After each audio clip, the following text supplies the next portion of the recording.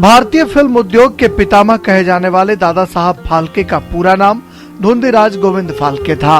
उनका जन्म 30 अप्रैल 1870 को नासिक के निकट प्रसिद्ध धार्मिक नगरी त्र्यंबकेश्वर में हुआ था।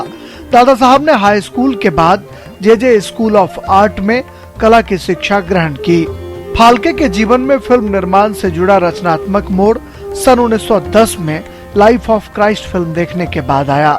इस फिल्म को देखकर उन्होंने सोचा कि ऐसी फिल्में हमें अपने देश के महापुरुषों के जीवन पर भी बनानी चाहिए। यहीं से उनके जीवन की धारा बदल गई।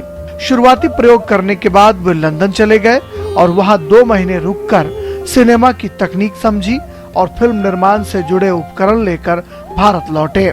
उन्होंने 1912 में मुंबई के दादर में फाल्के फिल्म्स नाम से अपनी फिल्म निर्माण कंपनी की शुरुआत की। 1913 में उन्होंने भारत की पहली मूक फिल्म राजा हरिश्चंद्र बनाई।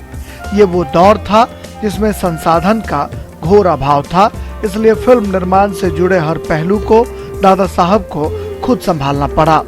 उन्होंने इस फिल्म में अभिनय किया, पटकथा लिखी, छायांकन किया और यहाँ तक कि थिएटर में प्रोजेक्टर के जरिए फिल्म दिखाने का काम भी उन्हीं को स्वयं करना पड़ा।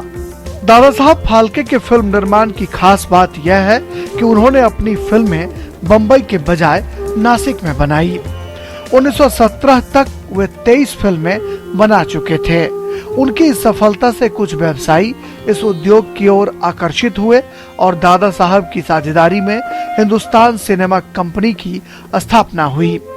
दादा साहब ने कुल 125 फिल्मों का निर्माण किया।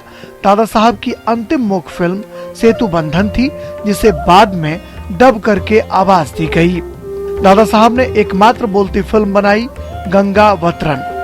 16 फरवरी 1944 को 74 साल की उम्र में नासिक में भारतीय चलचित्र जगत का यह जगमगाता सूरज सदा के लिए अस्त हो गया। उनके योगदान को सम्मान देते हुए भारत सरकार ने उनकी स्मृति में फिल्म जगत के सबसे बड़े सम्मान दादा साहब फाल्के पुरस्कार की शुरुआत की, जो हमें दादा साहब की याद बरबस दिलाते हैं।